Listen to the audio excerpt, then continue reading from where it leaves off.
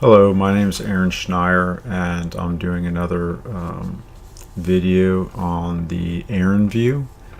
Um, this is something that's been kind of rumbling around in my spirit over the past few days, um, and it has to do with the issue of justifying the actions of those that we would tend to approve of and love because of the direction that they're going. So when I'm talking about that, you've got a lot of people nowadays who are, even our government, who have been. Let me preface it with this: I don't have any hatred or dislike of peoples for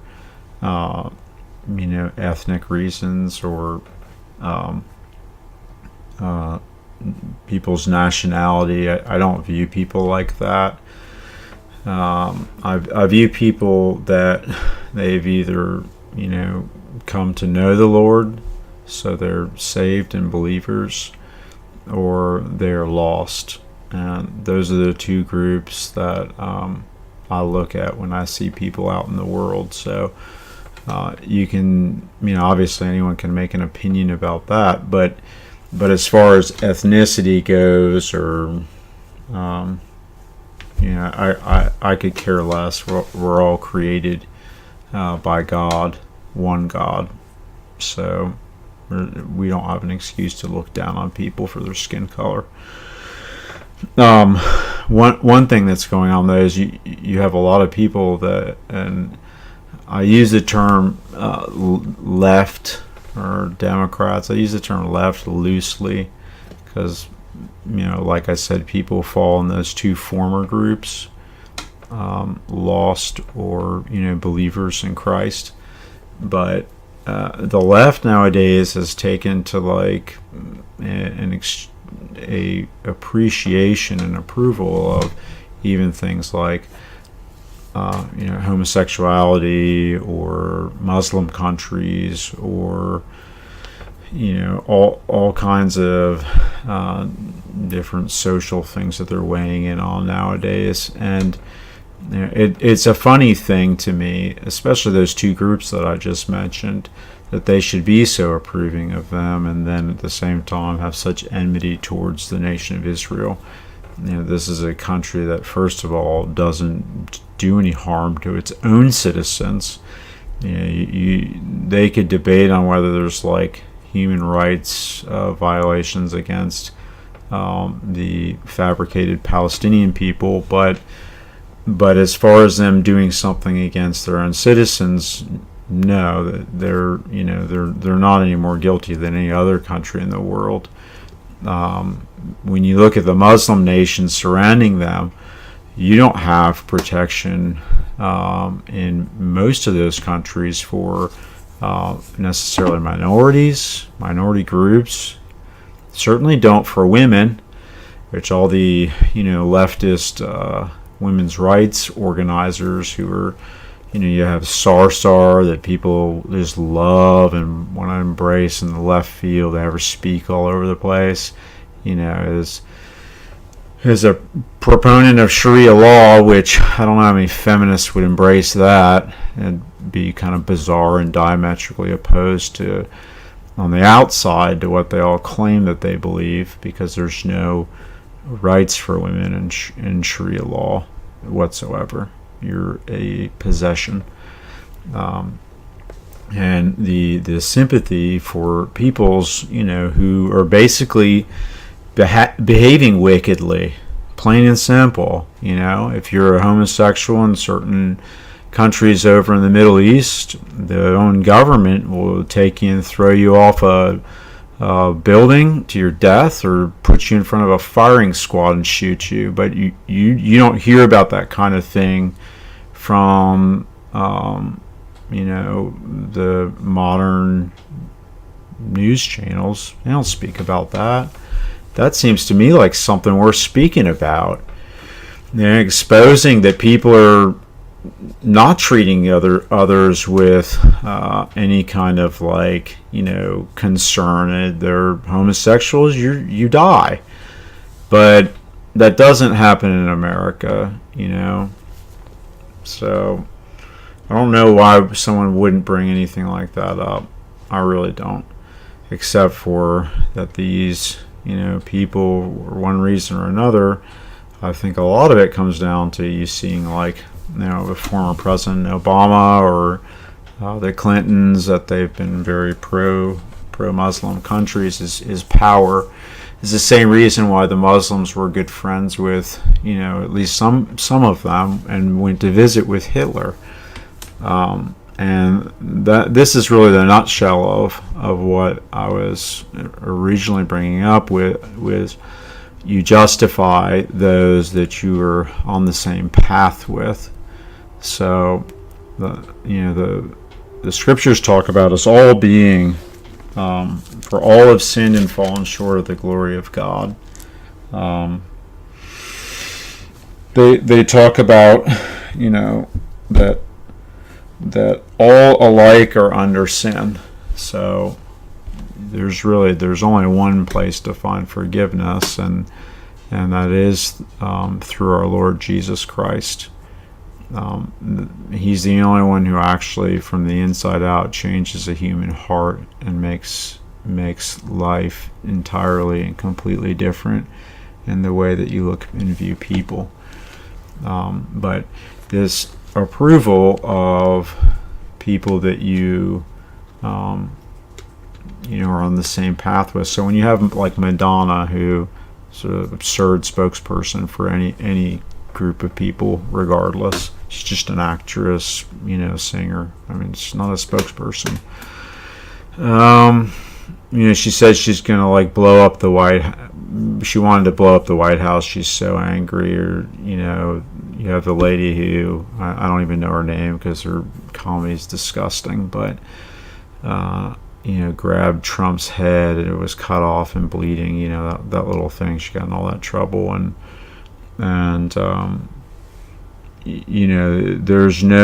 there's no outcry about things that are just ludicrous, and preposterous. I can't imagine what would have happened if someone had some like effigy of Obama, in some video, and it's horrible. They shouldn't. No one should do that. I wouldn't want to see someone doing that to the former president, to the Clintons or anybody. It's an absurd, evil thing to do. But no problems for everyone on the left because it's one of their teammates. So we can approve of everything that's done by someone that we're in league with because we just want the ends to justify the means. It's like kind of, our little Antifa buddies. And they go around with masks on like the Ku Klux Klan, with their righteous or more self-righteous actions of harming others, beating their brother into submission, which is pathetic. He has someone far greater than them who put his life on the line and died for the world. And if you're great and you're going to make a lasting difference, you give your life up for the world. You don't go around slaughtering people or beating them into submission for your ideas. You're just, like I said before, a thug. Just another thug, a meathead. So, as far as approving peoples that do evil, there is a reason why a lot of like evangelicals or Christians or anyone who would claim to be quote conservative, which that expression doesn't mean too much to me, but would approve of our president now is because of the path that he's going in that no matter how many wrong things he may have done in his past, which all of us are filled with many examples of those, I believe that the gentleman first of all wants to do something better for our country than what's been going on, and secondly that he actually has had like some degree of a change of heart. And in those things, I'm not his judge, but I'll get back to you in a moment. So, the man, Mr. President Donald Trump, I believe that he's made a turn in his decision for Christ and his faith in what God has proclaimed as true. And is he a perfect man? I mean, none of us are. You got to think about the way you speak behind closed doors, or what you say to your friends about other friends, or anything you do. He doesn't have a strong filter on his mouth. That's very refreshing to a lot of people. I mean, obviously, if you don't agree with the man and what he's saying, then that certainly would not be very refreshing for a lot of people. And I can understand that, but it's a lot of these things out of the hatred of the heart have been really distorted as far as where he's coming from. But I don't want to get sidetracked on that too long. So the main thing here that I was getting at is justifying and approving those who you love and who are going the same path as you. And that's a real word of warning to me towards a lot of people who are approving of the current people that are in charge of our country, as far as the left, and you call them Democrats. I don't really care about parties too much, but right now the Democrats are just filled with people who are pushing an agenda of evil and killing. So, and when I bring that up, you've got euthanasia, you've got abortion, you've got their seeming lack of regard for these Antifa characters that go around beating people up in our country, but because of them thinking that other people don't have a right to believe or think the way they do, then it's okay to beat them, because they don't disapprove of it. None of them do outright to take a stand and say, hey, listen, even though these people are just revolting to us, their beliefs are revolting to us, we still have to act in kindness, we still have to act according to the law, we still have to overcome them in a legal way and establish what we believe, but in a lawful way. They don't want that, so they're just they're the mob. They're a criminal enterprise, because they accept and justify those who are acting illegally and wickedly for the sake of what they're saying is a better good, and that's like a lot of evil. That's why we vote, so for all of us who see things as far as what God is doing, I hope that really will explain a little bit about why you're seeing what is happening in society right now.